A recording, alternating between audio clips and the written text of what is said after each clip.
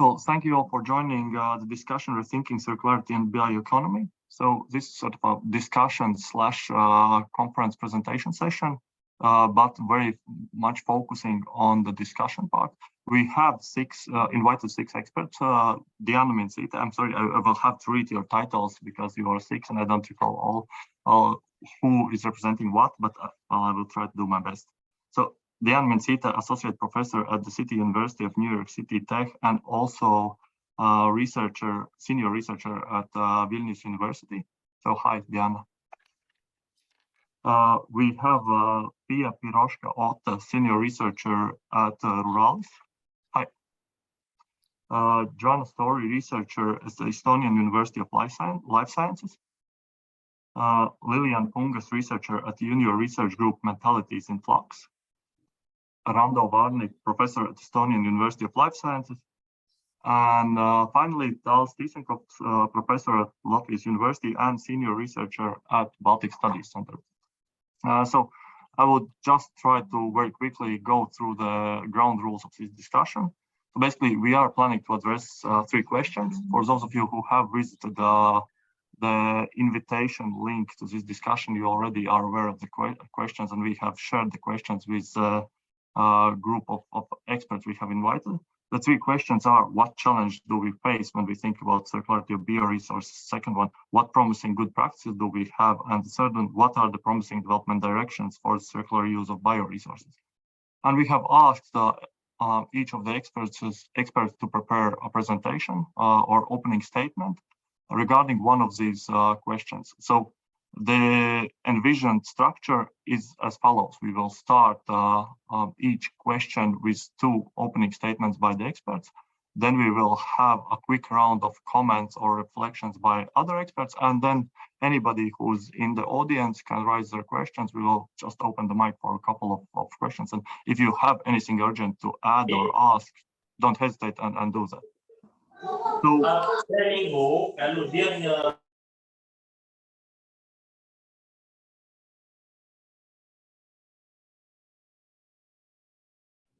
you're muted now, Mikkeles. Yes, I Okay. did it. Now you are not on. Now you are muted because I muted someone else, but opening the list I drew. Thank you. I think it wouldn't be an online debate without some technical error. So we have gone past that phase, so we can now discuss everything. So let's start with the first question. What challenges do we face when we talk about the circularity of bioresources? And I give floor to Diana Mincita with the first opening statement. Excellent. Thank you so much for inviting me to be part of this discussion. And I would like to, I guess I did a trial run and it started in a different slide. So I assume that the presentation now, this looks okay on your screen. Okay, excellent. So I'm starting with challenges, and I guess it's not representative of my approach to circular economy, because there is a lot of positives and a lot of advancements that has already been made in this field, but I will try to think through some of the issues that we are facing within circular economy. And this being the first presentation, I will just flash the definitions of circular economy for us to keep in mind, that I will hopefully by the end will come back to the issues covered here. So the MacArthur Foundation in 2013 published this definition that seems to be most frequently used, and it says that circular economy is an industrial economy that is restorative or regenerative by intention and design. And more recently, a paper that summarizes circular economy explains it as a regenerative system in which resource input and waste, emission and energy leakage are minimized by slowing, closing, and narrowing material and energy loops. This can be achieved through long-lasting design, maintenance, repair, reuse, remanufacturing, refurbishing, and recycling. So what stands out in these definitions, first of all, it is the emphasis on this being an industrial design system. If the first definition explicitly names it as an industrial design question, the second definition explains it as achieved through long-lasting design, maintenance, repair, use, focusing again more on the technical aspect of the design of waste, energy, and material emissions systems. At the same time, it emphasizes the regeneration aspect and restoration aspects in circular economy, which poses some interesting questions about how it fits in the broader issue of not only industrial design, but ecological system that is encompassing social and ecological systems.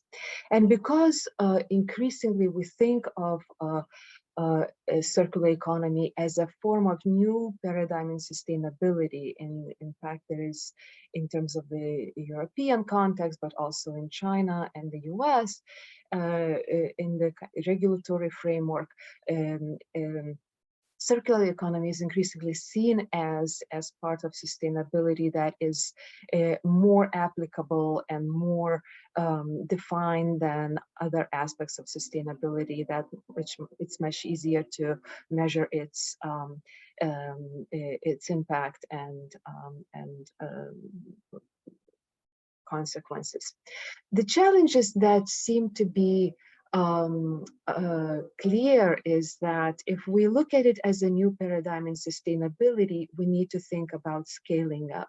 How do we make circular economy part of the larger sectoral, cross-sectoral, regional, national, and international systems? How do they transfer and get disseminated, and how do they become adopted in policy making, in practice, on various levels?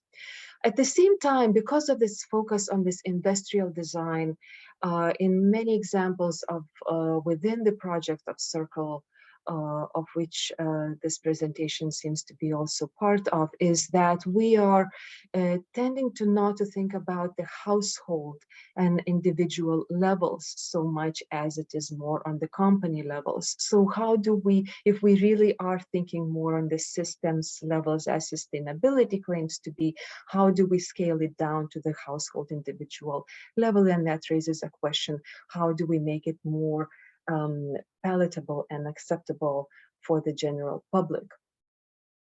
For scaling up, there are multiple regulatory, governance, and social challenges. Let me cover two as an example. The first challenge is what seems to be very technical challenge. So how do we transform waste into a resource? In particular, context of within companies. The concept, the end of waste within the European Waste Framework Directive outlines regulations that explain how this transition has to happen.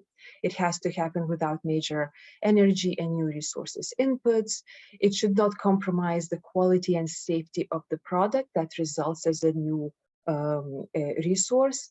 And it should not have substantial negative environmental and health consequences. All of that is set up as a technical issue, and that's how it should be within the regulations that focus on the transformation of this product.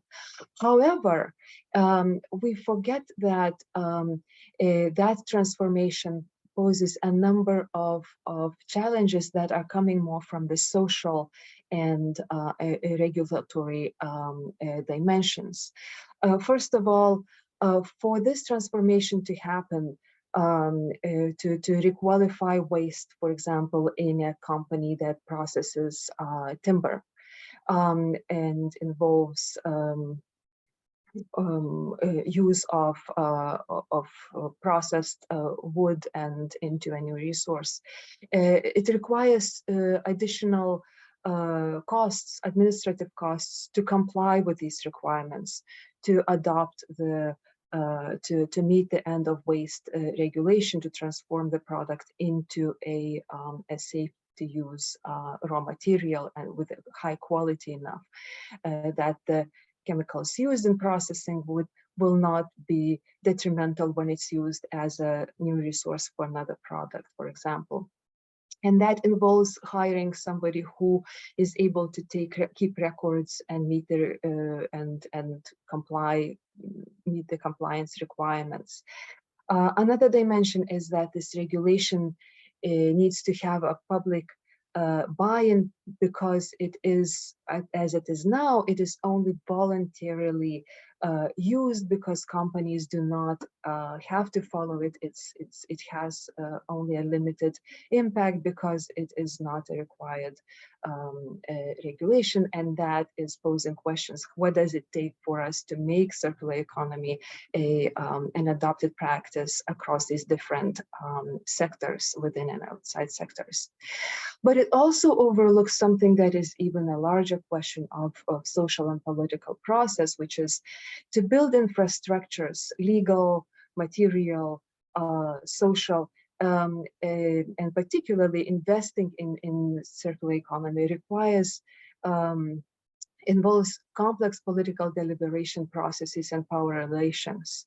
That the resources that would go, for example, in terms of tax rebates, it's particularly popular in the US, mean that tax bases will not be collected for some other projects, for schools, for example, for education, for cleaning similar industrial waste dumps and things like that. So that is in itself the question of adaptation of circular economy, but against already existing and very often environmentally important and sustainability oriented projects that are in competition with each other. So for us to understand the dissemination and scaling up on the regulatory level, it is very important to have the public buy-in in this issue. For scaling up, it is important to understand that knowledge and innovation has to be disseminated widely. This is a second example, and that involves sharing information. And information and knowledge are two different things. Information is a set of facts and data, and that's easily to be shared. Knowledge is a contextualized understanding, expertise, and experience with interpretative capacities. Because knowledge is embedded in particular disciplinary, organizational, social contexts, there are a lot of barriers and costs for translation between disciplines, between different sectors. And even more importantly for this issue is the intellectual property question, because a lot of innovation that happens in companies is not simply copyrighted and trademarked, and that's they involve protections, but patents in particular are very important, but they do not have fair use provisions. That means that they cannot be shared publicly, which means that all the protections that enable companies to make profits and meet their bottom lines go against the interests of public interests of dissemination and free flow of these ideas and models across different species. Again, it is much more an issue in the United States, where the property the copyright and trademark patent laws are very frequently litigated. It is a very litigious culture versus the European Union, but still it is an issue everywhere to ensure that it is spread. That is a major barrier in terms of ownership of knowledge and innovation. In terms of scaling down, very little has been done on the in the scholarly context, but also in the larger issues of in regulatory and governance issues, is in terms of shaping public attitudes and building infrastructures that enable household participation in these systems, not only as end users, but also as participants and whose activities get plugged into circular economies. we also forget who does the work in the household, and how gender identities play out, how the resources are used. And that's a topic in and of itself within circular economy that we often tend to overlook, or especially if we really want to make sure that we bring in households into the fold and scale down it to the level, the household level. All in all, that question of public buy-in seems to be very central as in terms of pushing for the regulatory changes and also for making this more palatable for policymakers to Diana, adopt. I'm sorry, you might need to wrap up. This is it. That was the last, and thank you for hearing this. Looking forward to the discussion. Sorry, I should have waited these couple of seconds more. Yes, that was that was perfect timing. Thank you for the issues you have already raised, so scaling up and scaling down. So now I give floor to Pia, and then, well, here's the second opening statement. Yes, need to share. Well, that was actually pretty good because we can build. That was good that your presentation was first, but we can build on some of the things with my presentation. That's really nice. Yeah, can you see my presentation, everything? Yeah, great. Yes, we can. Yes, so I also thought to address some of the challenges when we talk about the circular economy. I just wanted to say that in my opening statement, I collected some of the prior research that has been done to enable a kind of thinking process for this debate today. And this is kind of part of the Circle project and the work package 5, where the Rurales team, and there are several people here today from the Rurales team work, which addresses governance of the circular economy.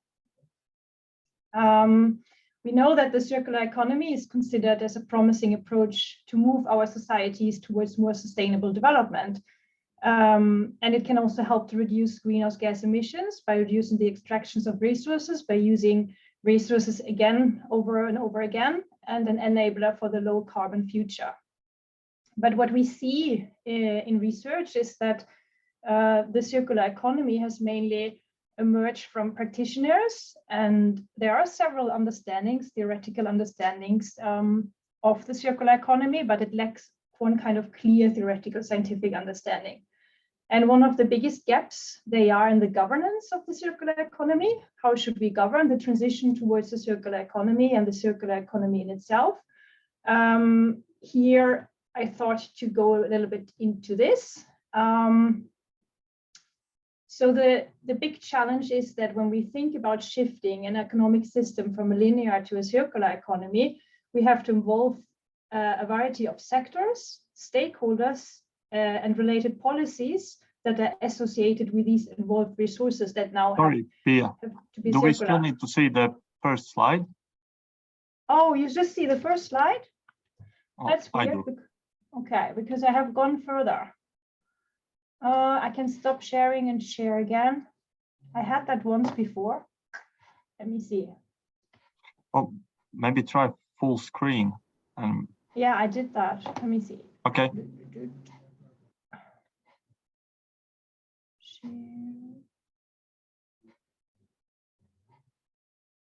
Meanwhile, while Pia is sharing, if you have any questions, please write in the chat, and later on we will have a possibility to address them. So, okay, which slide do you see now? Governance of the circular economy. Okay, question is, if I click now, do you see the next one? No. So could you switch to full screen mode? But I thought I had the full screen mode. Like the presentation mode? Yes. Yeah. That is very weird. Yeah. Because I have the full screen mode, but okay, let me see if I stop sharing once more. Oh, wait, now I see there's another.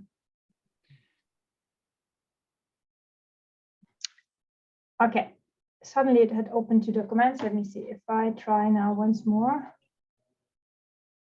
So here goes our second issue of an online meeting.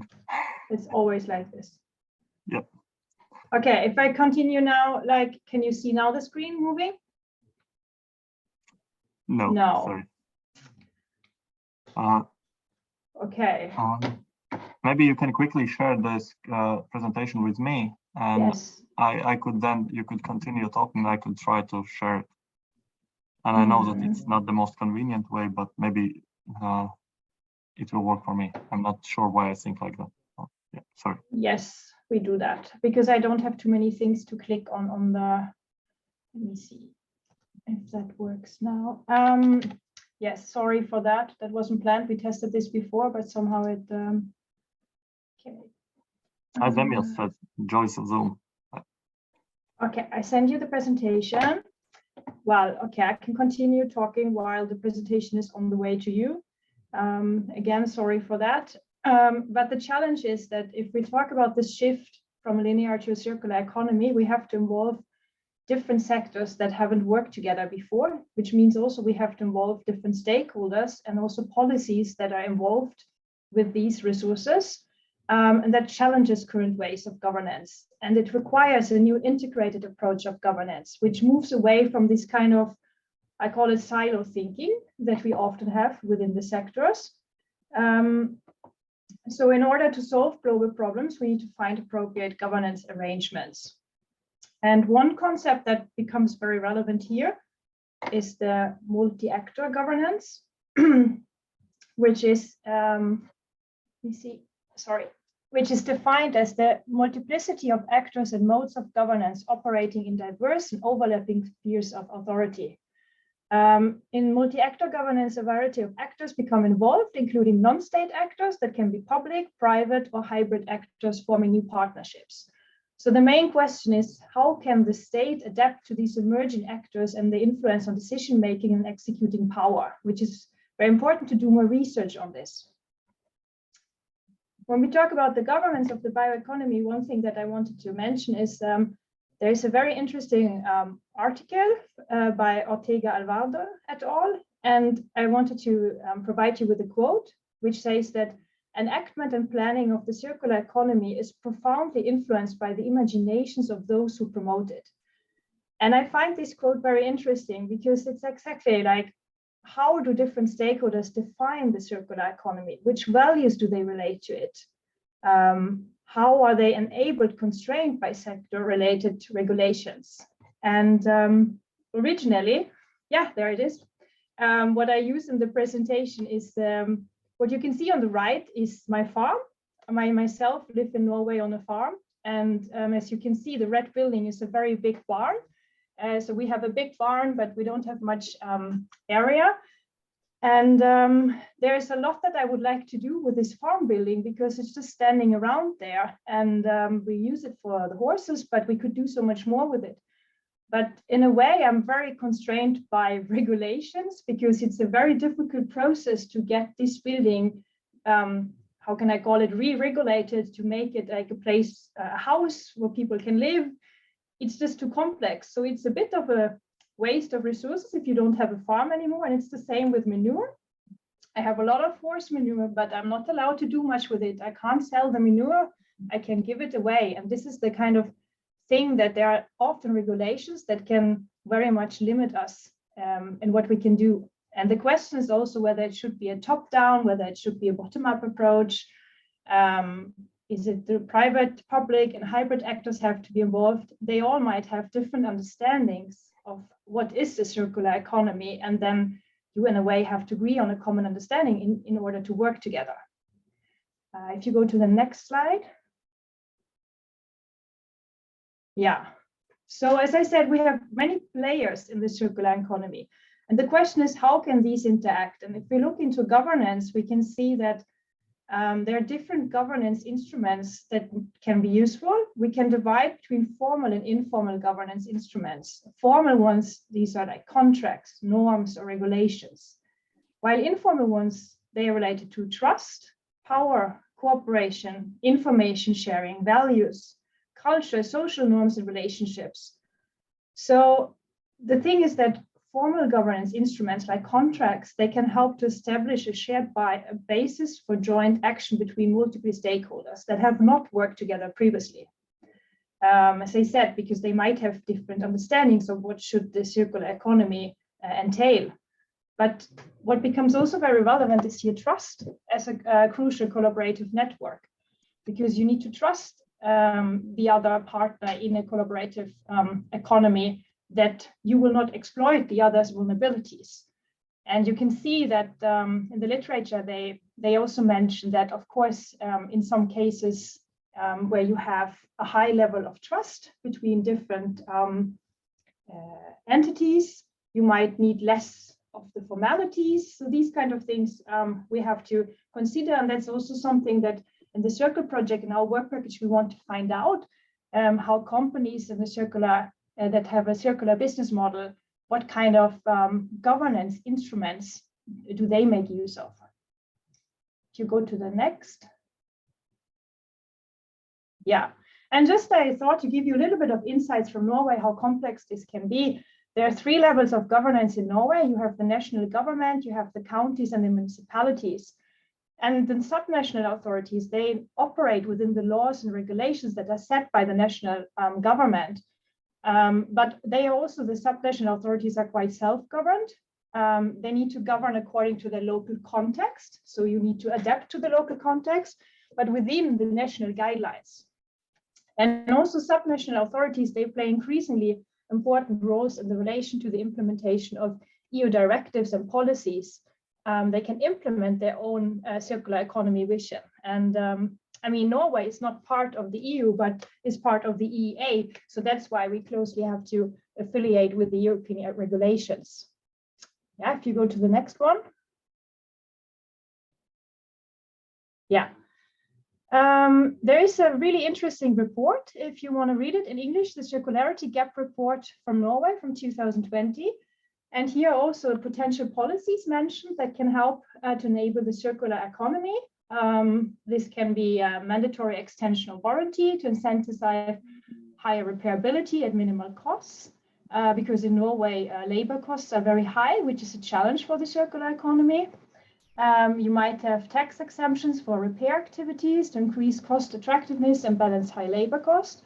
Or maybe more relevant for the bioeconomy, make certification of sustainable sourcing mandatory for all imported wood to ensure use of 100% sustainably sourced wood. But then, and I think this goes a little bit along to Diana's presentation, because how to govern the circular economy if relevant target groups are not aware of the existence or don't understand what is the circular economy. So there was a survey in Norway where they realized that half of the consumers were not familiar with the term circular economy. Only 12 participants or respondents were familiar with the meaning, while a lot more Norwegian consumers were aware of the term sustainability and stated that sustainability concerns impact their buying decisions.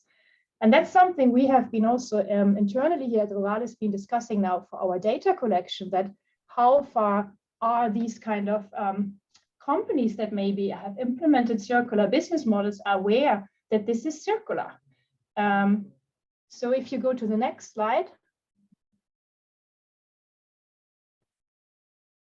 So the question is that one thing is like the framing.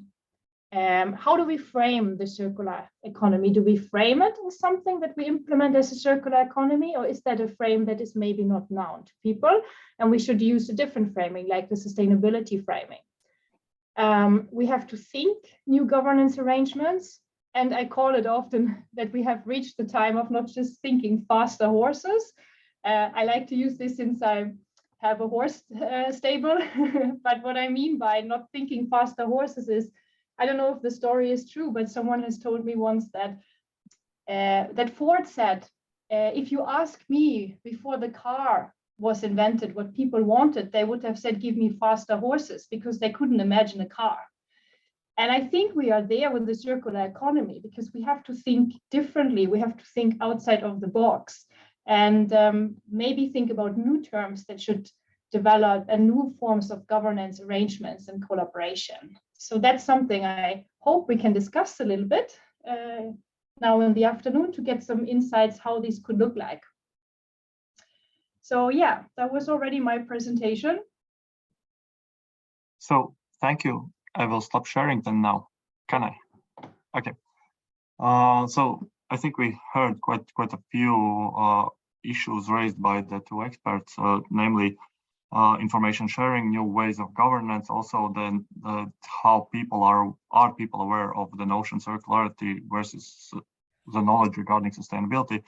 Then we have 4 other experts who have kept silent till now, so I will give floor to them, and then you can share any immediate reflections you have or any issues you feel that Diana and Pia might have missed in their opening statements. And John, I will start with you just because you are in the middle of my screen, like right next to Diana. So I give the floor to you. No, I mean, I think that was exactly the issues that we are facing. It's not just, you know, we have to completely rethink how we go about the framing, like you say, and the governance, and very much relates to what I'll be talking about later, which is landscape thinking, systems thinking. If we just think that we're going to superimpose going from the, you know, the linear economy, oh, we'll just make it circular, that will make it okay. Oh, let's do the bioeconomy with the resources and that will be fine. No, that is not. And I think that you've really sort of hit on that. There are so many issues we really have to start to rethink and reframe. So, yeah, that's how I think that's spot on. Thank you. CIRLCE, well, what are your immediate reflections?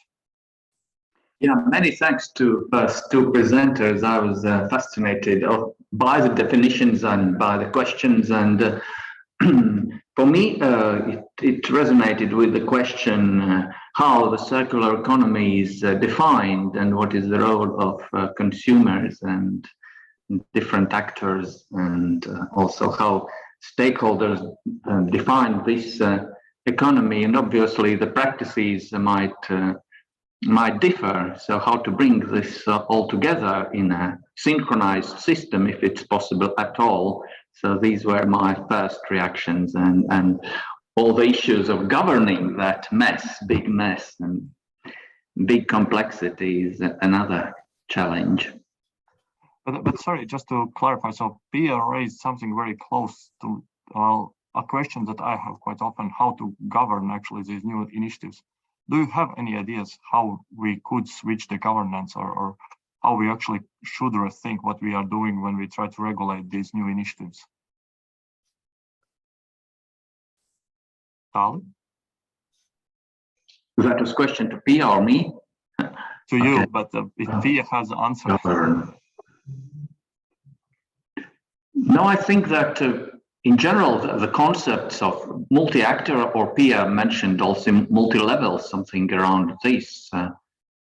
But I think also the self-governance, because another argument was that many practitioners define by themselves at company level. So how to govern this process, to what extent it needs to be governed, because all these practices, some of them are age-old and survived without any particular governance. So, but how to bring that scaling up at more systematic, or as Joanna put it, at landscape, territorial level, this would require a very smart governance effort.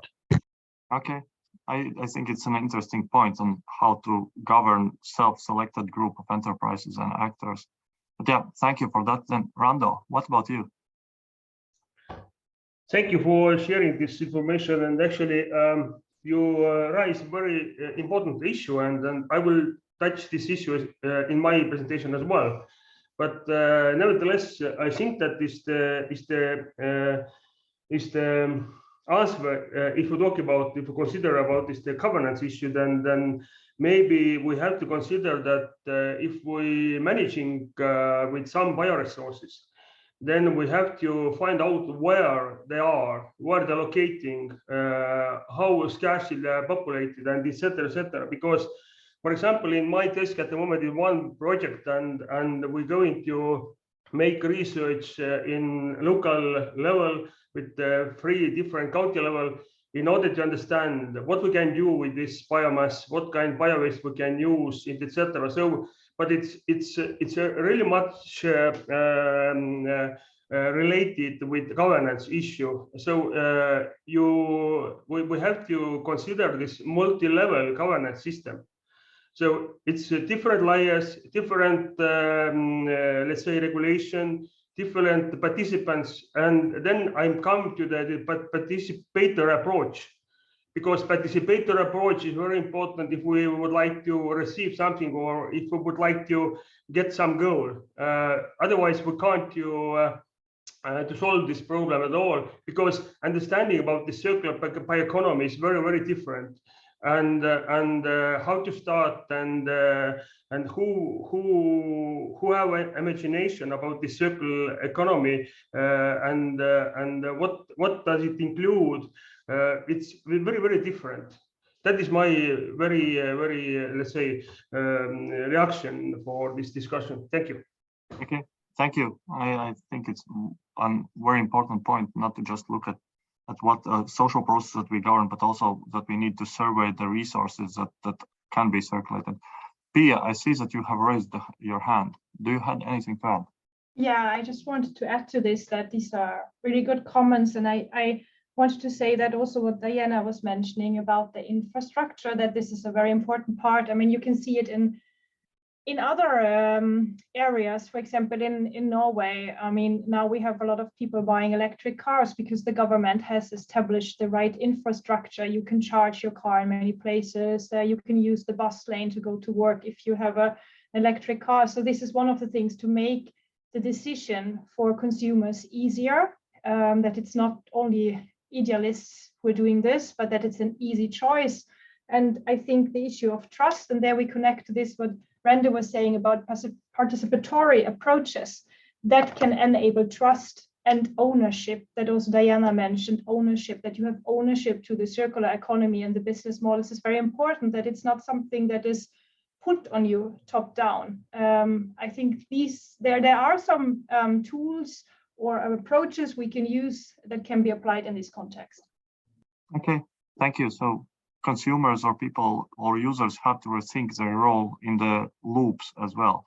But finally, then we come to Lilian. Sorry, you are the last one in this round of expert comments. So, yeah, I just wanted to I thought it was interesting that Pia also mentioned that circular economy, and that's even more the case with bioeconomy. Now that so many representative studies have showed that people don't actually know this terms, and then it's actually interesting, which I'm kind of doing in my case study, to look into a sector of this bioeconomy practice where people are living this daily bioeconomic practices and doing this work, and also the physical labor of that without knowing the term of degrowth, climate justice, bioeconomy, circular economy, and so on.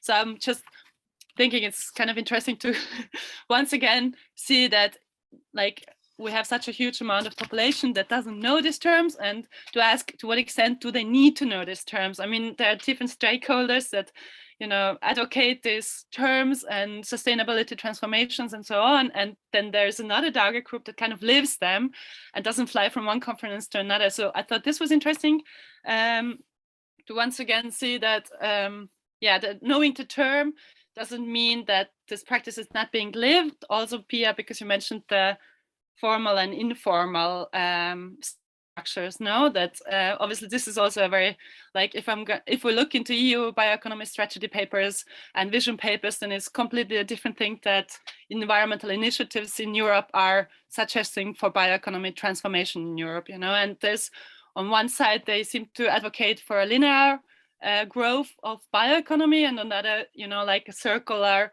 sufficiency oriented use of resources. So I thought this was interesting that you kind of demonstrated not the contradictions, but kind of, you know, the both sides of the story that actually have to go in hand, which we are struggling with, which seems to be the complex challenge of the sustainability transformation. Yeah, and exactly what I also noted, the enactment and planning of the circular economy, to what extent this actually really depends on the images and visions of bioeconomy or circular economy by these stakeholders. That obviously this is actually the decisive moment where, you know, the funding resources and projects are being started with. I think that's my comment for now. Oh, thank you. This counts as a comment.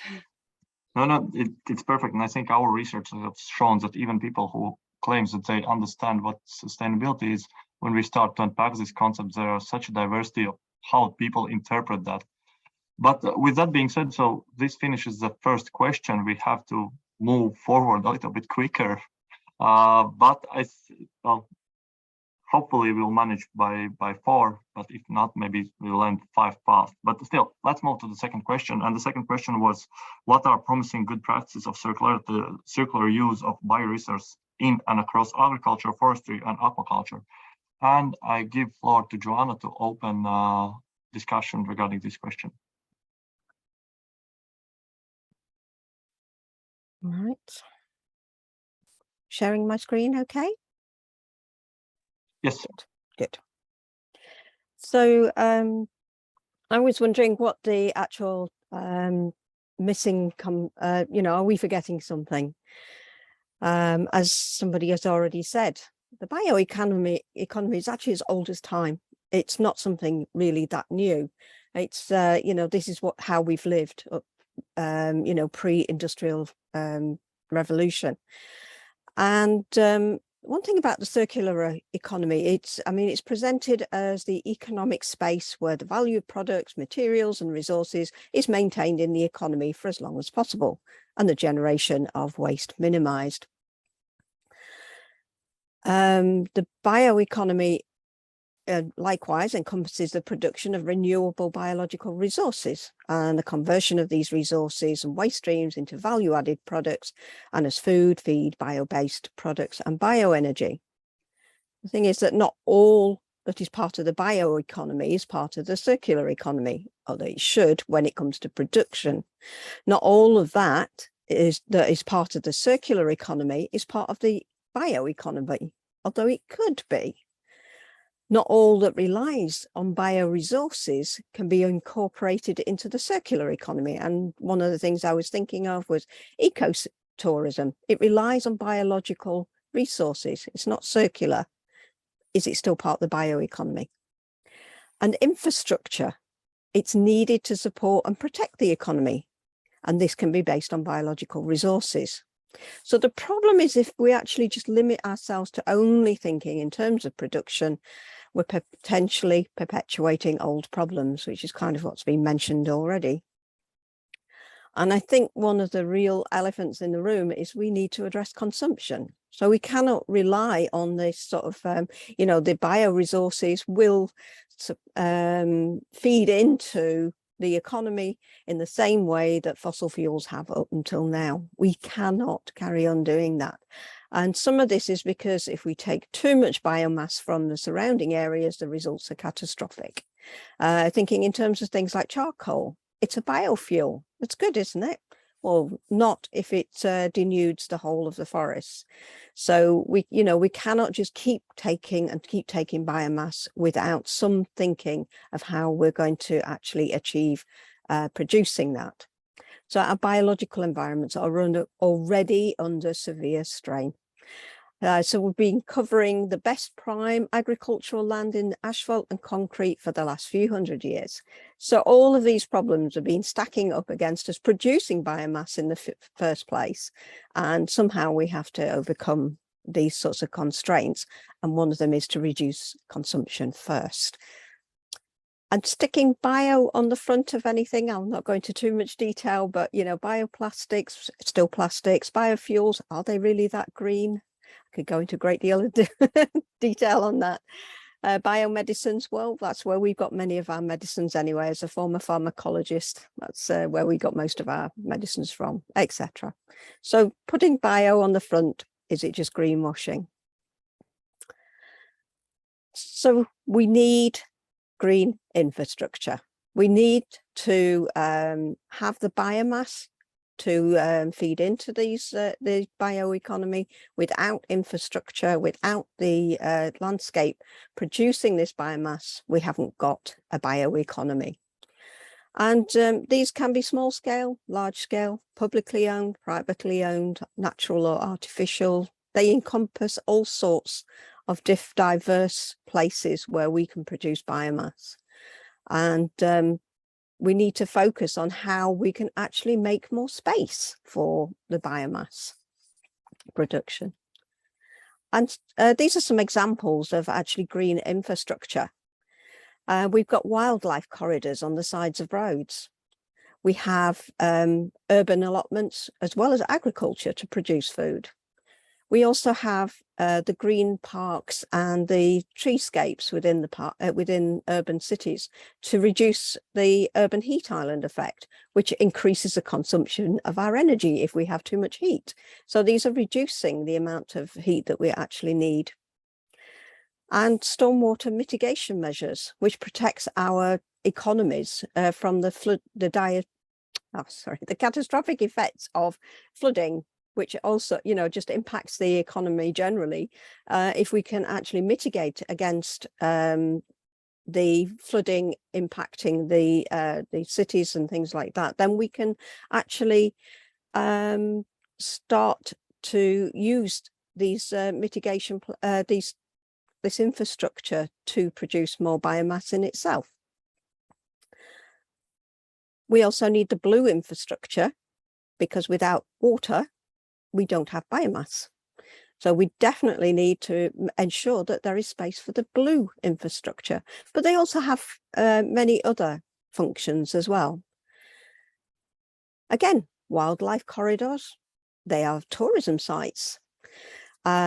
We need it for food production, as I said, and also for mitigating that heat island effect within the cities. And again, stormwater mitigation and cleaning that water when it is running off the cities. If we can filter these into places to clean that water when it's more available later on. We have to think in terms of this landscape scale production of biomass, but also supporting that production. I mean, we can think of blue infrastructure in terms of an engineering point of view, and this sort of like very much systems thinking, but it's not incorporating the land and thinking of this as a resource. It's just dealing with water. Whereas from a landscape architect's perspective, oh, I'm really tying up my words today, we can start to think of a multifunctional landscape. Green roofs that protect from the heat, produce biomass, and also mitigate against storms by slowing down the water. Rivers that actually run through the cities in a way that then slows that water down and provides places where it can flood more gently rather than straight into people's houses. Wildlife overpasses, they do have a mixed actual success rate, but we have to make space for the wildlife. And all of this produces a buffer zone to the natural areas that do need protecting. We cannot forget that we cannot use all the biomass because in all regions, because otherwise we will impact the biodiversity. And consequently, we have a less multifunctional landscape. These are three examples of stormwater and flood prevention. And you can see to me, these are really beautiful examples of how we can mitigate against the storm and look better than the, concrete drainage that we normally have. But they also have potential for food production. They also have potential for biomass production. And these are examples from Singapore, Western Australia and China. And China are actually very good at producing sponge cities. They've really doing a lot in design work of sponge cities to prevent flooding into the Chinese cities. So we have so much abundance and so much potential from our landscapes to produce food, to produce feedstocks for industry, but also as mentioned earlier, about the social aspects. It also supports our social occasions, and we can use these sort of social places, these green spaces, that leave a smaller footprint, you know, in the parks, and it's sort of like producing places where people can be. By using landscape scale thinking, we can actually produce an economy maybe that's worth having. So if we have these blue and green spaces, they contribute to the physical activity, producing cleaner, healthier environments that we can, that people find more welcoming, more attractive places to spend time in, that do not put the pressure on our very sensitive natural areas. Improving mental health, which improves the economy by so many hours are lost through poor mental health. So producing this landscape that produces this biomass, we also have places where people feel better too. So multiple benefits from our green spaces. And social well-being can be enhanced by spending time with others. Again, a feature that of green spaces. But I do think that I need to encourage my landscape architect friends to start to think in terms of not low maintenance landscapes, but actually abundant landscapes. So instead of the ones that are easy to maintain in parks, actually producing more biomass and then introducing that into the circular economy. But that in itself then requires a whole load of other logistics to be taken into account. How do you do composting? How do you produce bioenergy, etc.? All of these have to be taken into account when you're looking at the landscape scale. Joanna, And, sorry, yeah. you would need to start to wrap up. Yeah, no, that was actually the last one. Because Again, I'm also on a I'm also on a farm, so this is my last slide of my own bio production of wool. So this is your alpaca, isn't it? This is one of my alpacas, yes. Oh, and okay, the wool that we produce from him. Okay, so thank you for raising the importance of landscapes in supporting circularity, and also of the importance of thinking across the complicated concepts that we need to address. Keeping that, well, all the issues that you raised in mind, I will now pass the mic to Lilian, and let's continue this discussion, this next presentation. Mm-hmm. How many minutes did I have again, Michaelis? 10. 10. Can you tell me when 5 minutes have passed? Yeah, Somehow. I am struggling a little bit with how to indicate time politely. Like that's a difficult challenge. Just let me know. I'm bad at yeah. noticing the half time. So after 5 minutes, I will wave my hand. Perfect. Can you see my power? Like I have it on PDF right now. Can you see it? Yes. I will then go into the. So now you should see it. Okay. Yes. Okay, cool. All right. So I thought it was nice that Joanna mentioned low maintenance versus abundant landscapes. That's a beautiful wrap up also to, I think, my case study, which is the dachas, the food self-provisioning garden cooperatives. In my case study, in the case in Eastern Estonia, are the perfect example of abundance, as I also like to think about it. And maybe two sentences about how I came into this case study. Michaelis knows me a bit more, and we have come to each other in various conferences on food self-provisioning and sustainability, agricultural alternative food networks conferences. But basically how I started with it was that I got a bit pissed off with all different scholars and master students around me years ago writing about transformative potential of community gardens in Berlin and big Western European cities. And then in a junior research fellowship in Zagreb, I was supposed to come up with some kind of Eastern European practice of degrowth and sustainable lifestyles and sufficiency. And then the dachas and the garden cooperatives in Eastern Estonia seem to be like the perfect example. And at the moment in the junior research group, I'm at the moment working we are looking into socio-ecological mentalities. So we kind of say that from fossil-based societies evolving into the bio-based circular bioeconomies, there's going to be a change and transformation in also human mentalities, because the linearity, the images of future have to change, because we have to kind of go back into this nothing, like the resources are not eternal, and we kind of have to embody the circularity. And in that case, bioeconomy, where agriculture is obviously one of the biggest and most significant sectors, I'm looking into the Dutches, because the scholars such as Hausknost have also studied European and OECD bioeconomy strategy papers, for example, on this technopolitical option space, which you can see on the right side. And they are normally divided between the nexus of biotechnology and industrial biotechnology versus agroecology and sufficiency and capitalist growth. And my case study is this Dutches obviously being this eco-retreat example, which are neither capitalist growth or GDP growth oriented, nor are they obviously about industrial biotechnology. And this makes it in our research group then like very special and very spectacular and very rare case of eco-retreat of bioeconomy.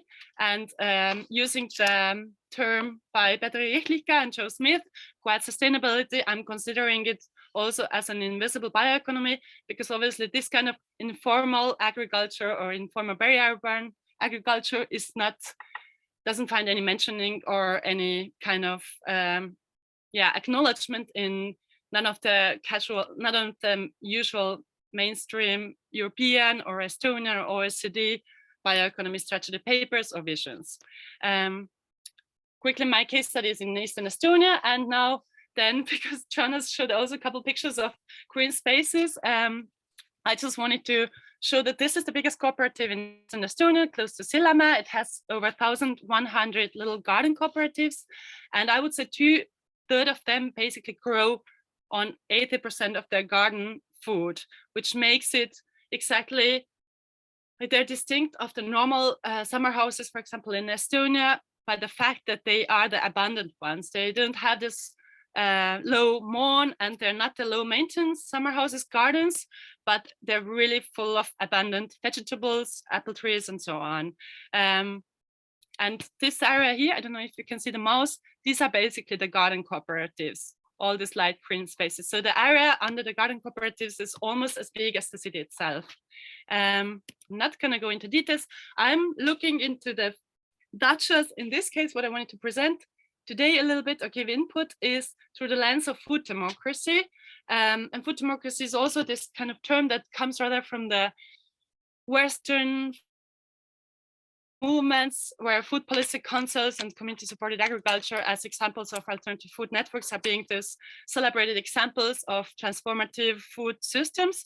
And mostly people differentiate between the process orientation of food democracy, how people are joining and collaborating on improving food systems, and also what the output is. Do they have then indeed healthy, just food, access to the seasonal, regional food, and how do these two aspects come together? And normally it has remained still like a Western elite project, or this is how it sounds like, which is where movements such as food sovereignty, agrarian and food citizenship movements and food democracy then say, no, it's actually food justice, and the aspect of justice is essential, and it's about including everybody to the decision-making processes around food systems and giving access to them, which in my case, then it's really interesting to see that Dutch is actually a really, really special example, because when I live in Berlin, and the people that are involved in food policy councils and are participating in community supported agriculture projects, they are actually this kind of elite, and the people that have less financial resources, or let's say are less educated or so on, they don't actually have the access. And in my understanding, Dutchess have actually shown that the access and process of making food democracy and improving food systems is actually way more existing in the Dutchess, because most people in Narva and Sillamäe have access to the garden, have a way to actually produce their own food, and they have, in this case, then, you know, transformed from passive consumers. They have become actually the producers and active citizens, but maybe not in a way like a food citizen can be observed in, let's say, United States, because it doesn't have these formal structures. And I think this is the interesting case in the Dutch culture, that the formal structures and democratic participation of democratic decision-making processes within these cooperatives are a bit problematic. I think this is the weakest part of this food democracy example, especially because I will not have time to go into detail, but especially because many of these people in the Dutch gardens, especially the older generation, still don't have or will not have the citizenship of Estonia or Russia.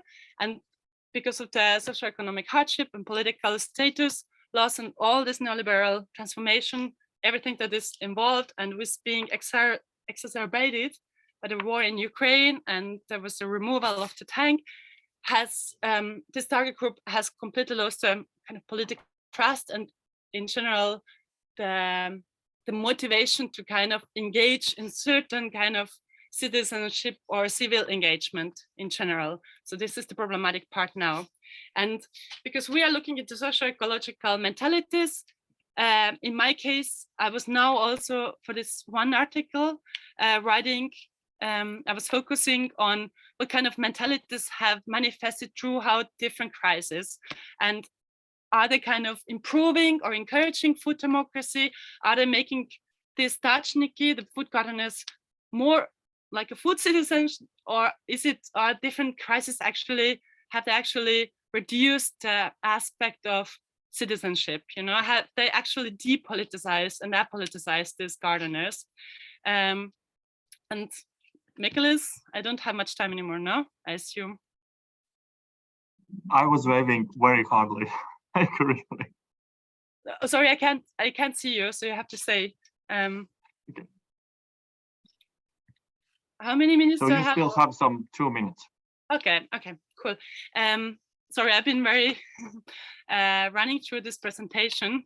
Maybe the interesting thing is that I was looking into this 5 different kind of crises and what kind of role did Dutchess play in this case, and does it improve the aspect of food democracy among this Dachniki, among these people, and what kind of mentalities does it nourish or cultivate? You know, does it cultivate rather the, I don't want to hear anything about the politics, the state has betrayed me, and don't come and talk about politics and engagement and anything to me, because we feel so betrayed and we have lost all the trust, and we don't even believe Corona exists or whatever, you know, there are extreme cases? Or has it actually, you know, given back also the self-efficacy about I can produce the food for my own family, I'm not so dependent on the state that I don't actually like much, and so on. So there are like this conflicting paradox, in a way paradox, but maybe not that paradox in the end, mentalities that have been cultivated throughout these 5 crises.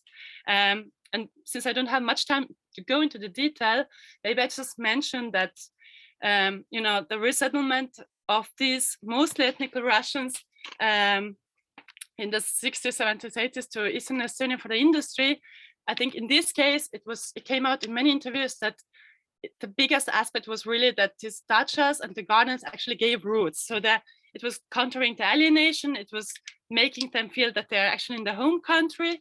And at the same time, in the 80s, in the shortage economy, it provided them with diverse food supply, in which cases there are quotations that you won't have time to read probably, in which cases they could actually provide their family with more diverse, healthy, regional or seasonal fruits and vegetables. It was especially important in the 90s, where most of the ethnic minority in this region lost their socioeconomic status and had massive issues with unemployment and salaries that didn't get paid out, and retirement pensions that were really shortened. So this was basically like, I think this is an illustrating quote that this Galena said, that I remember we were using only every corner to plant the potatoes, all that. And now we have afforded some luxury to ourselves, having made a lawn, 2 lawns, and we want to even sow grass in on this other side. So really kind of considering that this low maintenance landscape, the American dream lawn, is actually a luxury. This is kind of the mentality that has been cultivated throughout the crisis-driven years in the 90s. And we also thought it was interesting to look how it did with Corona and how people seem to be pretty resilient, how Corona didn't actually affect them much because they could right away escape in the spring to their dachas, and they could avoid neighbors, they could be outside, they could move, and they could they didn't feel so isolated, especially the older people. And what we think now is the most problematic and curious case, but then also maybe the most sad case, is really to see what the war in Ukraine among this ethnic Russian minority is doing, how the gardens have also turned and demonstrate also the negative aspect, which really goes against the aspect of food democracy in a citizenship way, that the gardens have now become like this depoliticized oasis where people just escape to because they don't want to hear anything about it anymore, and they completely neglect any way of having a discussion, having a conversation on these issues, but they kind of close themselves off completely. So this is the problematic case of food democracy, and showing that maybe this is not such a food democracy at all, although all the other aspects are actually existent, that this kind of political crisis situations actually show that the Dutchies have also throughout decades been very private. They haven't been public manifestations of citizenship engagement where people collectively engage for better food systems, but they have also at the same time been private escape zones. Sorry, you will have to wrap up. Sorry. No, I have finished already. I only had 2 questions, but I can leave them here for 3 seconds. And my main question is also maybe what I'm struggling with most in this case study right now as well, because we're organizing transfer workshops and festivals with the Dutch NIC this weekend, this coming weekend. It's really to say, how is this bioeconomic practice example that we consider very sustainable and sufficiency oriented, perfect degrowth example for agroecology and so on, that environmental initiatives in Europe are really fond of. How can we actually promote it or scale it up? Because it actually hasn't been in a way self-determined, because it has been crisis driven. It has kind of been forced onto these people. They haven't actually chosen to grow the potatoes and engage in food production because they were kind of enforced to do it by the necessity to some extent, and they continue doing it because the mentalities maybe are paranoid and careful about not relying on the system too much. And how do we deal with this kind of contradictions within this example, and what does it mean actually for the other informal food networks that are maybe not classical Western ones, where actually food production is really on the foreground? So thank you. We have moved a little bit to broader concepts of bioeconomy from circular resource use. But I see that Anda is with her question bringing us back. But before we go into the round of comments and questions, I think it's very nice how you bring out the links between the trust Pia mentioned and also Diana mentioned. And now we see here that trust is very important. And for me personally, I think it's very interesting to see how crises are playing the role in any use of resources, how basically we can have the best intentions, but then crisis can reshape how we engage with what we have. So I will give you a time to think about Anda's question. Meanwhile, I will give floor to Pia so just a reminder, the general question was, what are the promising good practices of bioresource use, circular use, in or across the 3 sectors identified before? So and of course you can not go into details, but maybe give some reflections on what are your general thoughts after hearing these 2 statements. Nicholas, can you actually finish my sharing, because I can't finish it myself and I can't even read it. Sorry, thank you. Sandra, please help us with that. Pia, I give you the mic.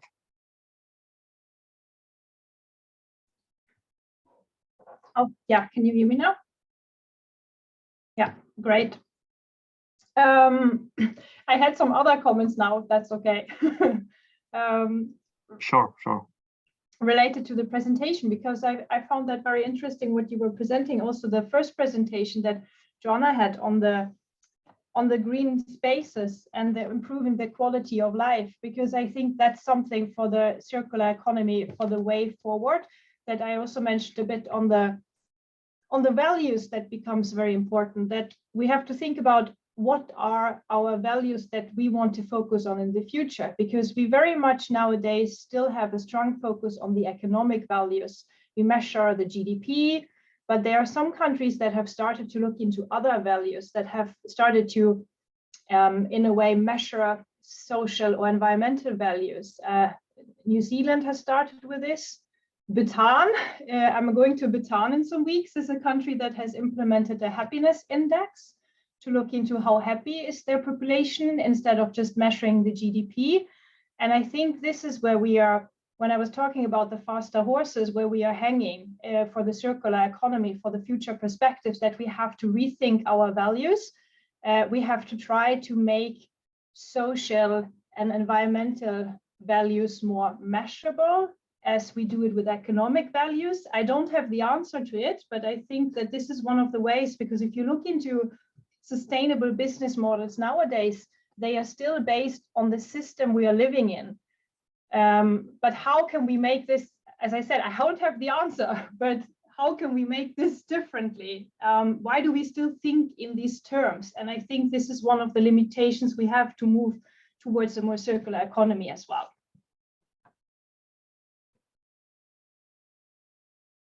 Thank you. That was an excursus in what's happening in Bhutan. I have never been there, so it's hard to comment on that.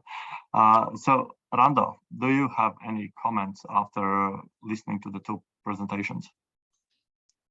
Actually, that was very interesting insight to this issue, like food democracy, and another issue is that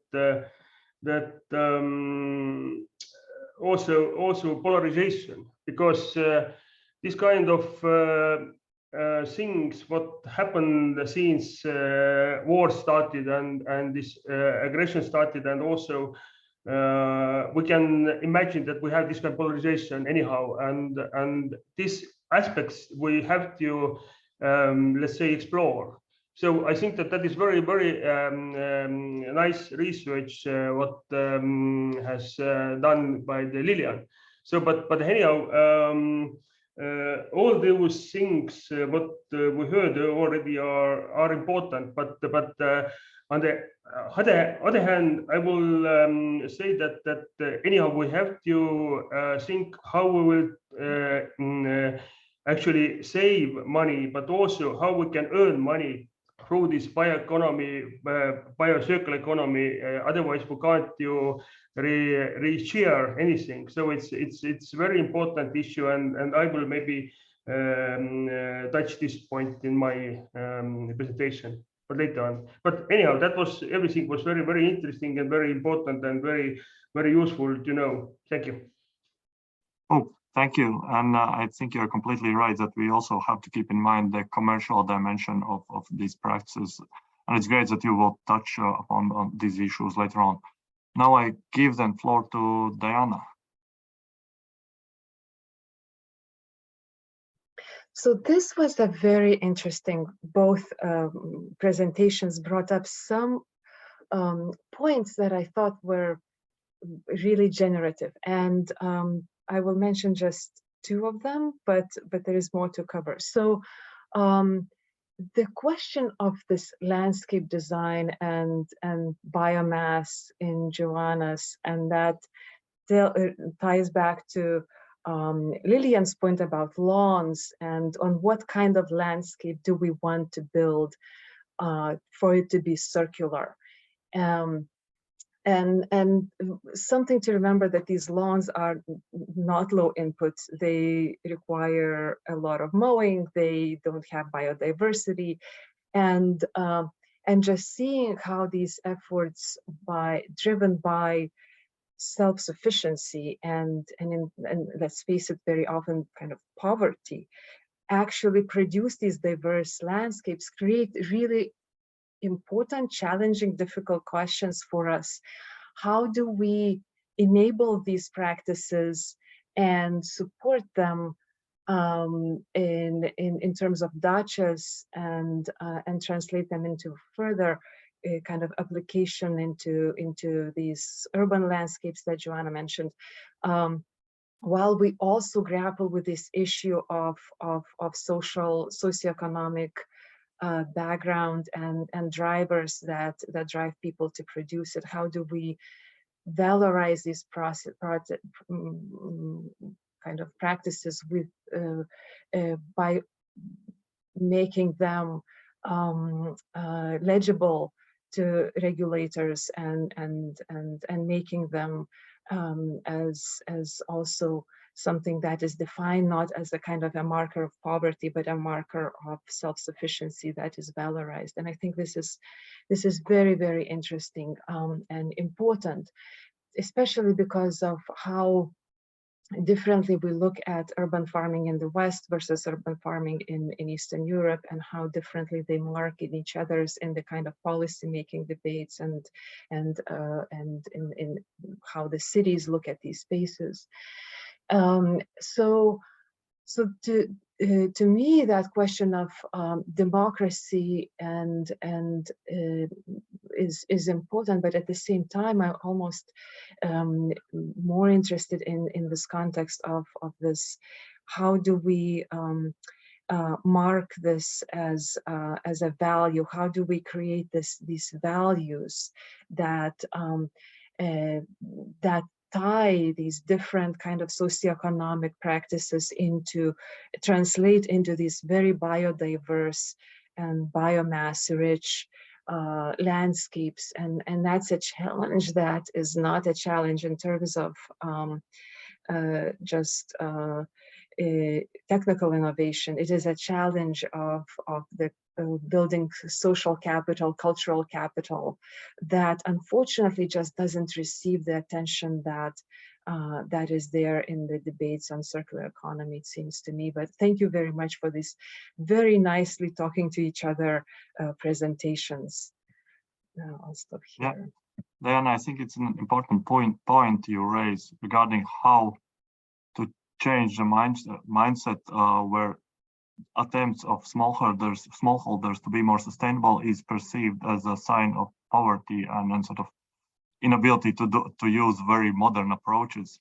And also, again, you get back to what you raised, that there needs to be information and knowledge regarding these processes so people could change their behaviors and practices.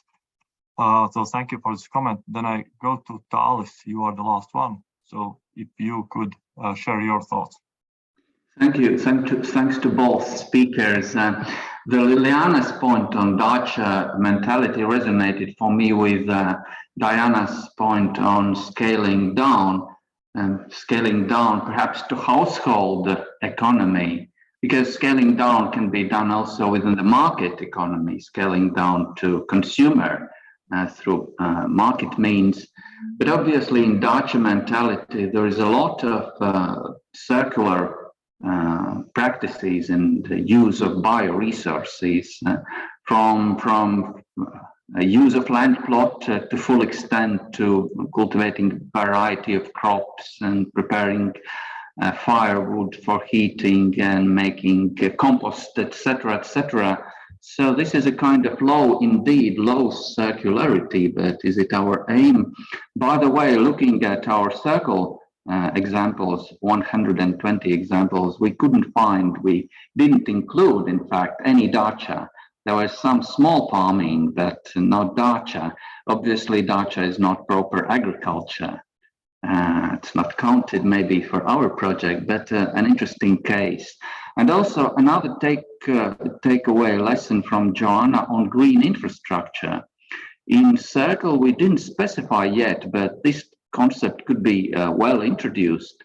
We speak about collaborative arrangements, business to businesses, etc., we speak of support mechanisms, but the green infrastructure for circular businesses is something very important. For example, logistics or territorial platforms, or as you suggest, green parks or other territorial creatures, food hubs, etc., which could be really looked at more in depth in our project. So thanks for this notice.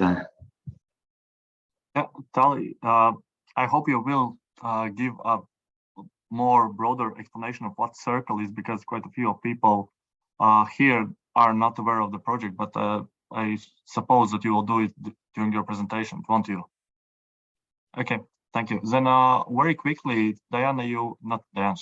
Lilian, there's one question to you in the comments from Anda. She's asking what are the most interesting and usual circular practices you have observed on Dutches? Do you have any quick answer to that?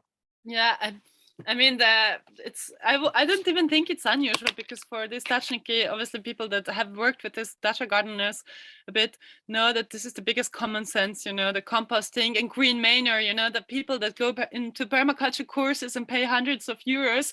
Permaculture is mentioned in Estonian bioeconomy agricultural strategy paper, but it's not mentioned that 1/3 of the people still used to do agriculture until recently, you know, and that there are huge peri-urban agricultural cooperatives in Eastern Estonia.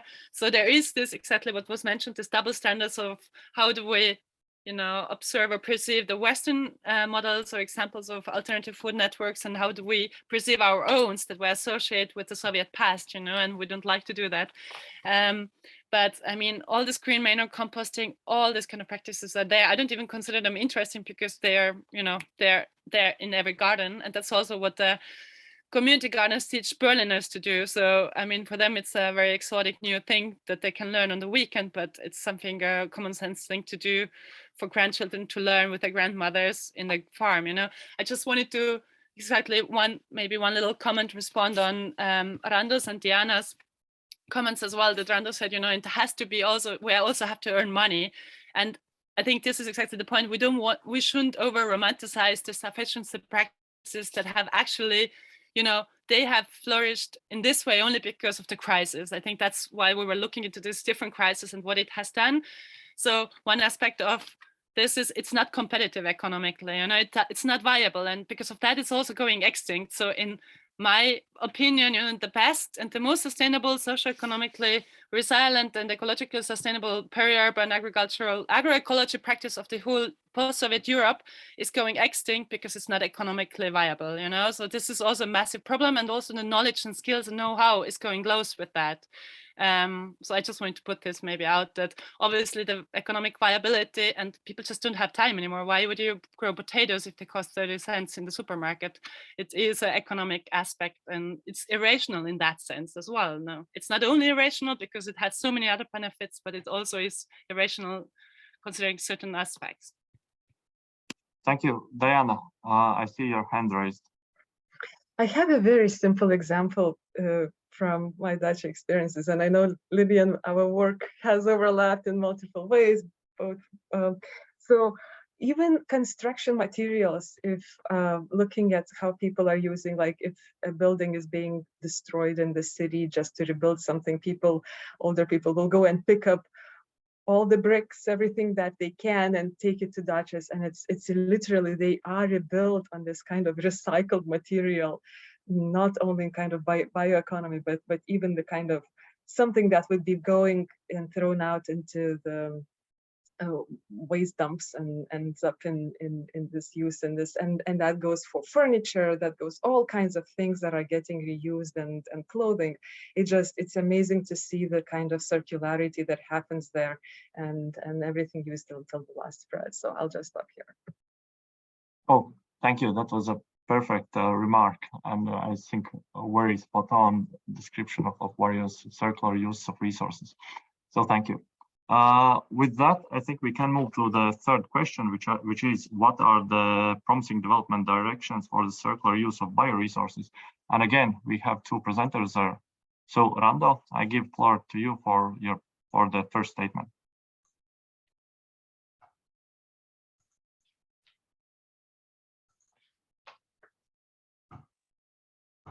So thank you for inviting me to the webinar, and I hope that you can see my presentation. Can you see my presentation? Yes. Okay, then it's okay. So, but anyhow, Mikilis asked me to think about this topic and let's say, what are the promising development directions for the circular use of bioresources? And I will say this question is very challenging because we need to consider different criteria. In general level, I can say that it much depends on market development and consumer preferences. I think that we have to consider this point as well if we're talking about this issue. So market development and consumer preference is to buy a product made from bioresources instead of using product made from fossil material. So that is my first statement. But let me introduce my thoughts related to this topic, and actually here is some slide what I prepared, and first of all, we need to remind what already has been said is the concept of circular bioeconomy. What does it mean? What are the relations between different topics, bioeconomy, bio-based economy, circular economy, and the green economy? So here is the picture what we presented in our let's say BioEast foresight report, and actually it's also widely used in elsewhere. But anyhow. But here is some points what I would like to point out is the insufficient investment into green energy generation lead to hikes in the production of non-renewable energy production and energy prices. And what why I would like to emphasize this, because nowadays we have to cope with serious crisis caused by Russian aggression to Russia to Ukraine, and due to the COVID-19 pandemic in energy sector and secure food and food safety. That is, let's say, it's very, very important. So, and here is also retaining the value of bio-based products through the circular bioeconomy loop can be a challenge as bioresources unlike metals and other minerals degrade. That is very important what we have to also to consider if we're talking about bioresources and what kind of where they in origin. What we need to take account is the fact that produced biomass need quick, let's say, remanufacturing before they lose value of and turns to waste. That is also very important because we know that this bioresources can be returned to the waste very quickly, and I think that in order to avoid this thing, we have to have information, we have to have data where we can get this, let's say, biomaterial and how we can use this afterwards. So. In my opinion, we need to set long-term goals and perspective what we want to achieve, and then establish policy and governance. Today has been already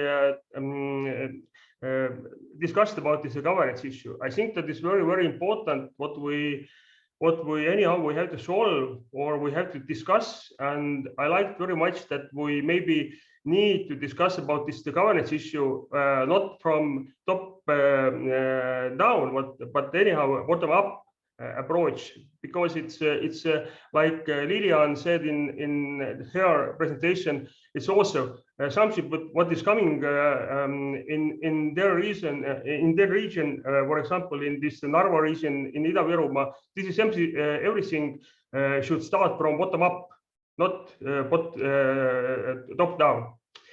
Okay, and then I prepared very let's say maybe hard to understand, but anyhow it's for me it's very easy because it's the all pieces are already here on the table, what we need in order to discuss or come with this kind of issues related with circular bioeconomy. And based on our current investigation, I can say that enterprises that the enterprise level changes towards circular bioeconomy start from the changes of mindset. That is already has been discussed before and earlier, and I think that is something what is important to emphasize one more time. So changes in mindset. It's also changes in values. All these kinds of things is important. And that depends on the values of entrepreneur and the set of willingness to change. So willingness to change, because if we used to actually to make business in economy I mean a linear economy way, then now we have to turn to the towards this circular bioeconomy, and it's need some kind of transition towards the circular bioeconomy. And what are the triggers? That is very important to understand. What are the triggers and how we can to impact or affect those triggers. So I would say that the motives can be very different, but the main issue is to increase efficiency of material use. Let's say that is maybe is the sense of essence of the issue, that entrepreneur should understand that they would like to increase efficiency of material use. That is the one point. To get better benefit and minimize material to be wasted. That is another point. It's very, I mean, it's easy to understand, but how to reach that or what kind of investment we need to do, it's another story. It is crucial to understand so-called triggers when we need to turn towards circular economy, as I said already, and understanding full benefit from system is important. So we already discussed about the system thinking. If we're not considering the system thinking, then we can't achieve those goals what we need to achieve.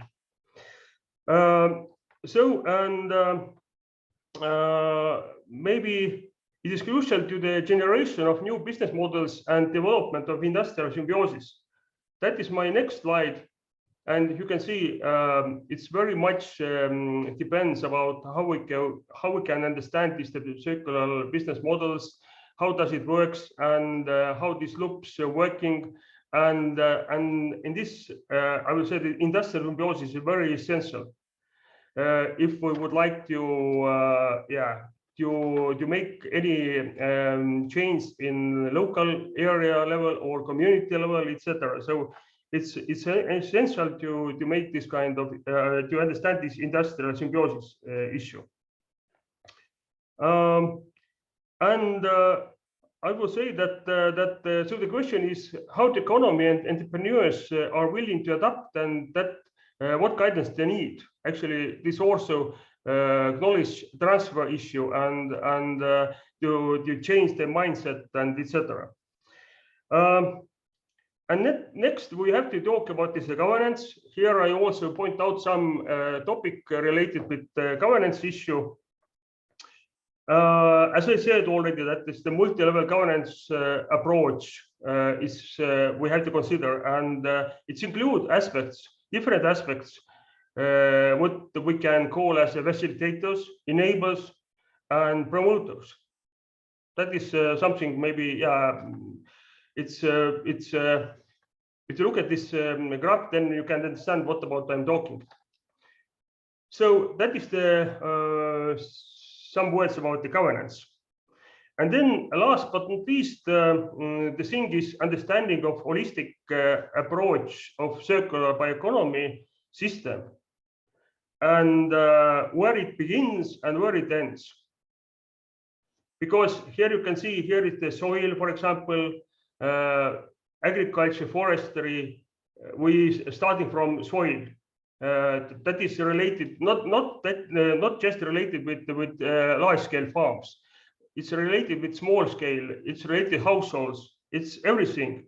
It's related with soil. Then it's another source is the water. And of course, biomass processing afterwards, how we do that and how we use residues and etc. That is important issue. And here is, I would like to point out some principles of the circular bioeconomy and main thing, biomass that is derived from water and soil must be managed sustainably. That is one thing. The other thing is the closing the loops. Circular flows should be established by harnessing the potential of biowaste and byproduct with high value from different industries. Now it becomes this. Now it's starting point about this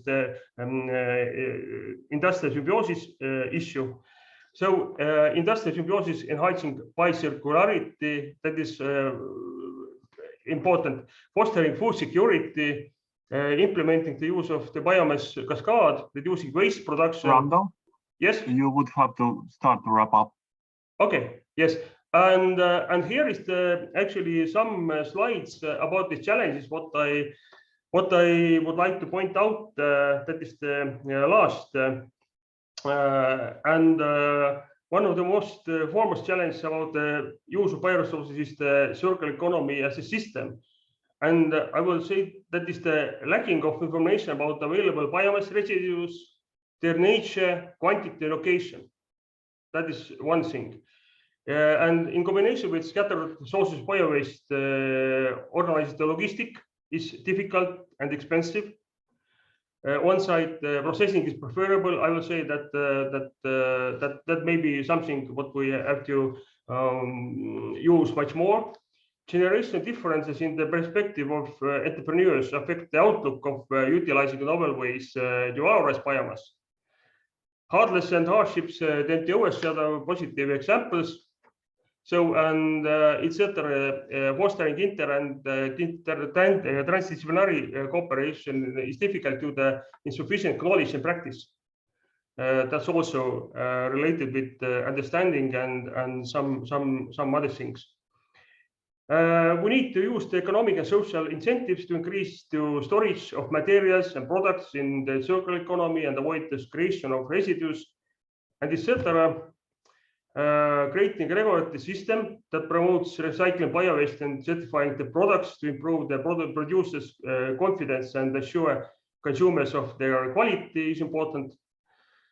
And viewing leftover biomass and lower value bioresources as viable input for energy production in combination with energy saving technology. And now is my last slide about this acknowledging agricultural producers as possible processors of biomass in decentralized biogas production facilities, understanding the incentive structure of biomass producers, developing the technology and certification process is important. So, and etc. And that is all what I would like to say for the beginning. Thank you. Thank you. I would love to comment on that, but since we are running short on time, I will just give the floor to Talis. Thank you, Michele. I will share my screen.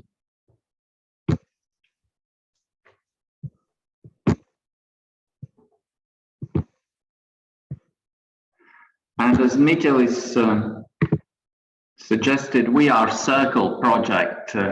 Some of partners present at this online discussion. The CIRCLE stands for Promoting Collaboration for Sustainable and Circular Use of Bioresources across Agriculture, Forestry and Aquaculture, and Baltic Studies Centre and ARI from Latvia, Vilnius University, Eesti Maalikool and Ruralis are the partners. And within this project, we have several work packages. One is on concepts, another is on diversity of examples. The third package is on case studies, then a dedicated work package on consumers and ethics, and the fifth on governance, and the sixth obviously on dissemination. So this is how we work in this project. In terms of promising development, like all the presenters, I would start from definitions and one disclaimer. You know, we struggle, we deal with circular economy and bioeconomy, which are related but not the same things. The circular is emphasizing activities like RE, recycling, remanufacturing, reusing, while bioeconomy is emphasizing the concept, the verb of use, the use of biological resources from land and sea to produce food, feed, materials, chemicals, energy. As in Circle, we deal with agriculture, forestry, and aquaculture. A lot of overlap between bioeconomy and circular economy, but not in every single case, because in agriculture, not all practices are circular, and the same in aquaculture and forestry. There is one more aspect, quite recently strengthened aspect in circular economy, which relates to resource efficiency.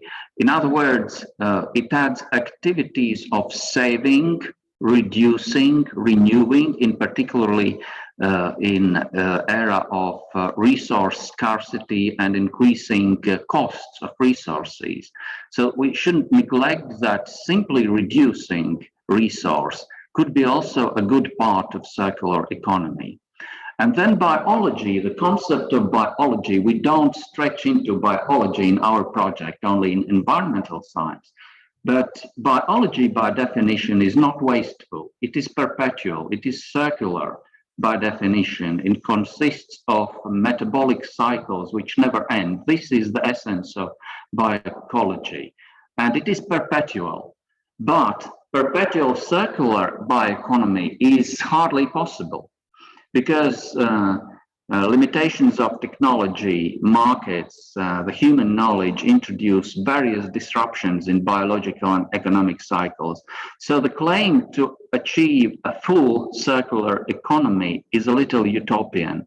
So the purpose is not to make circular economy a perpetual, fully complete, but more sustainable. Try to keep resources in cycles as long as possible, but not to claim to do that infinitive because of social disruptions. Now, methodology, as I say, we have collected 120 examples now, mapping diversity of circular economy initiatives, practices in 4 countries along analytical dimensions such as bioresources involved, sectors involved, the essence of circularity, business practices and business models observed, actors involved, collaborations, support mechanisms and digital tools, and finally sustainability impacts. And this is indeed the work package which is claimed to be truly empirical, truly bottom-up. Of course, we have assumptions, but now I want to quote a definition of hypothesis from Russian academic Sergei Liechtenstein, who was a philologist. So, and he wrote, hypothesis is one of the form of ultimate generalization or explanation of fact discovered. In social sciences, we usually combine approaches, theory-driven, informed by hypotheses, applying to empirical research. But here in this work package, indeed, we wanted to map out the empirical diversity and develop hypotheses or explanations afterwards. So, and now we are in the process of analyzing those 120 examples collected from 4 countries. And I went through some of the columns or analytical dimensions in this slide. What bioresources are mentioned in those examples? What bioresources do circulate across agriculture, forestry, and aquaculture, and where do they end up? So, and in my rough ranking, these are on the left the bioresources identified. First of all, in first place, I should say, agricultural residues, organic matter from farming, animal byproducts, and waste. Then forestry residuals and materials, including some from wild products in forest. The fish waste, aquaculture residues, including marine organisms, food waste, bio waste. You know, the authors of those examples use different wording and explanations, so this is an analytical effort to classify. The wood industry byproducts coming from wood industry and also wooden plants, production, etc. The food industry byproducts, digestate, which is residual from, I think, from biogas production, and even insects. But there are also other natural resources and processes mentioned in the examples or involved, like, for example, building materials. Not necessarily they come from, or do they come from bio-base? In our case, I think they do. The water, it is natural. It is not a biological, but it is a natural resource. The crops, wood chips, insects, which are used as a kind of to produce from bioresource, but also in some examples the insects are mentioned as producers of or processors of biomass into fertilizer, for example, and several more natural resources and processes involved. And now, when looking, this is an analysis not complete yet. When looking, where do these bioresources circularly used end up? In what kind of outcomes? What is the cycle outcomes? The biogas production and energy production is prominent in our cases across all 4 countries.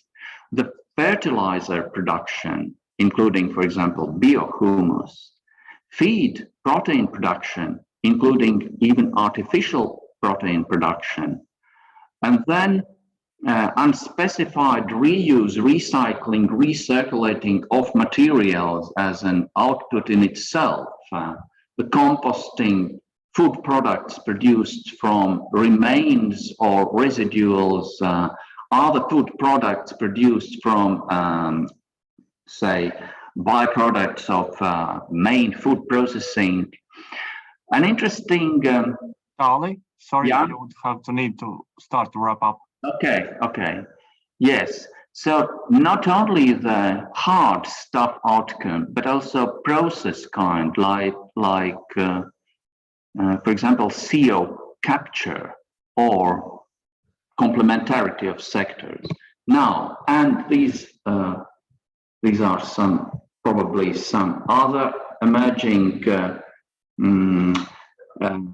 observations reading through the examples, but now about promising development. So what these examples suggest, which in my understanding could be seen as promising trends, indeed diversity of bioresources and forms of their circulation across AFA, these 3 sectors, variety of interesting and promising bridge sectors, from pharmaceuticals to cosmetics to urban green services, and variety of positive outcomes, because the table is embracive and includes a lot of data and possibilities to analyze. The other perhaps promise is various emerging collaborations from business to business, from business to municipalities, to research, even territorial collaborations. This is different in different countries, and the role of research and business startups in developing development of circular economy. And then finally, not as a final one, but kind of booming mixes of ad hoc solutions. So those solutions of circular practices which enterprises are doing and practicing, and how these ad hoc solutions could be combined with strategic approaches to circular economy. Because out there in the field, there is not much strategic in practice. There is a lot of ad hoc grounded into businesses, rather individualistic, not organized, but variety of those, variety of resources, variety of practices. How and if and under what governance and other conditions it's possible to convert. We really need to wrap up now. Sorry. Yes, and that's the final. Thank you, Michele. Sorry, I learned during this discussion that it's difficult to be polite when when you have to stop a presentation online, and that's partly why we are running so late in time.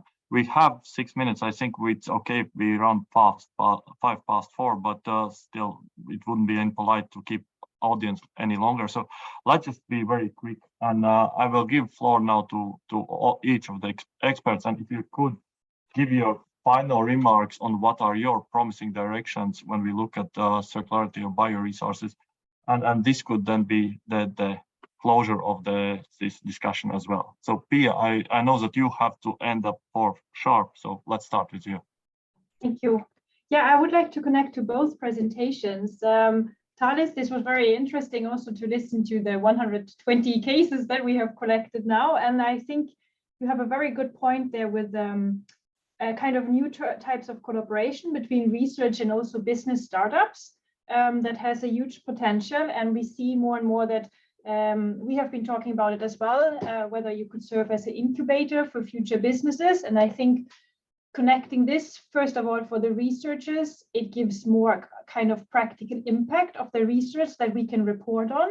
And for the startup companies, it gives more a kind of safety through the research that their company is maybe part of the company is based on, and also the consumers, it can enable trust that I was talking about before. We have seen that in other contexts of climate change, that it helps if there's a research environment involved, that this can give more trust to consumers. And also to Randa's presentation, I was going to say that it was very interesting. One promising thing is that the availability, you said that one problem is that people maybe don't know, or companies don't know about the availability or location of bioresources.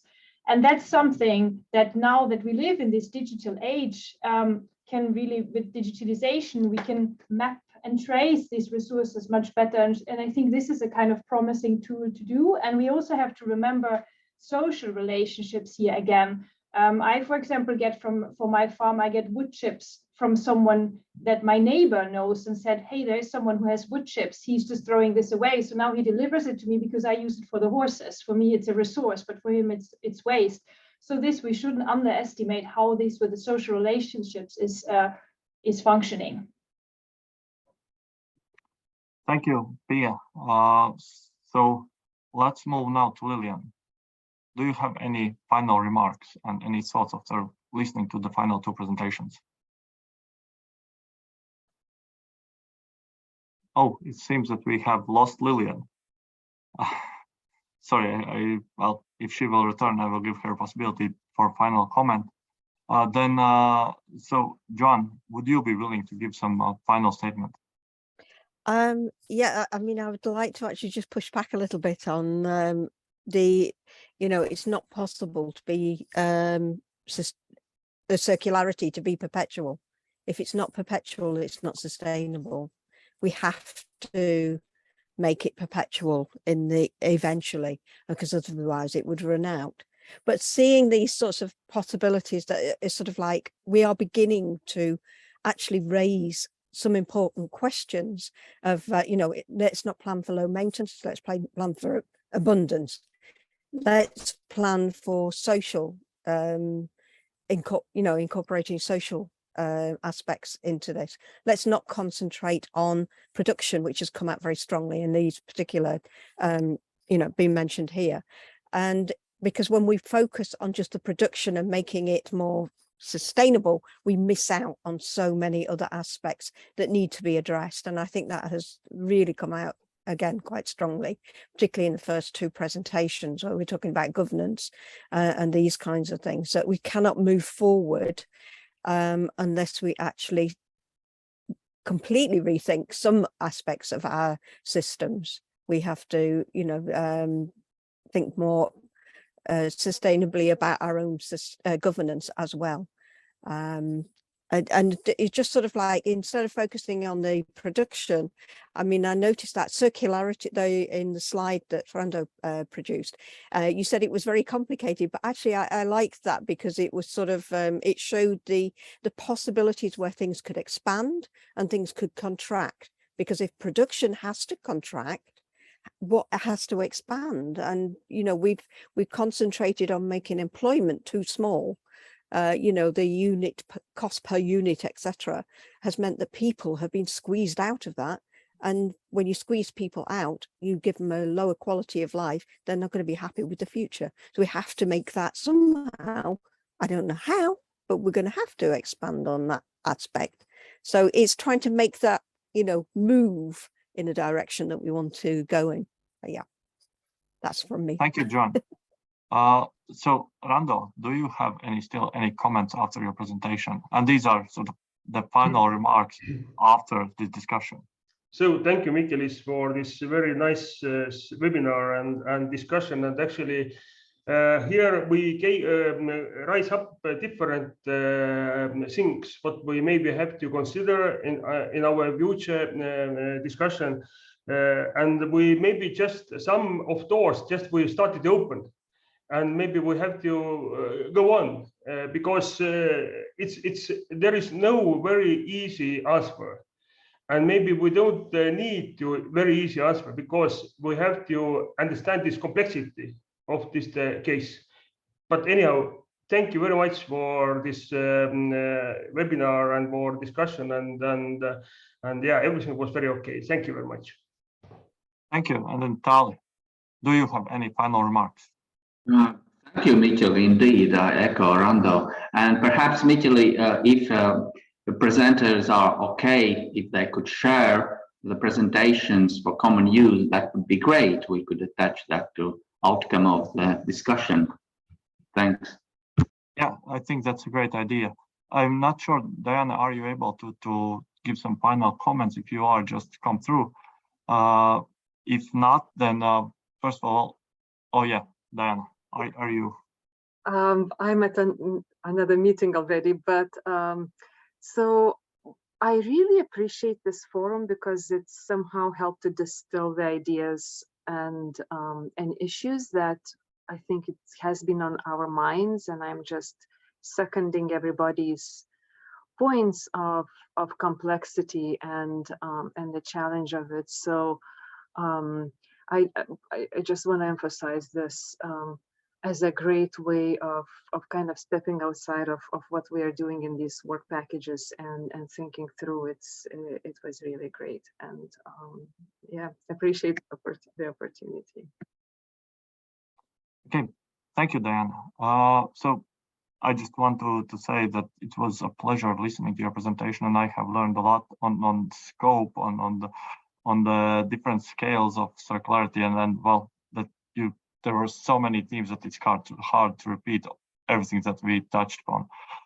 Still, this is the end. So thank you to all the experts for joining and preparing your presentations and sharing your opinions.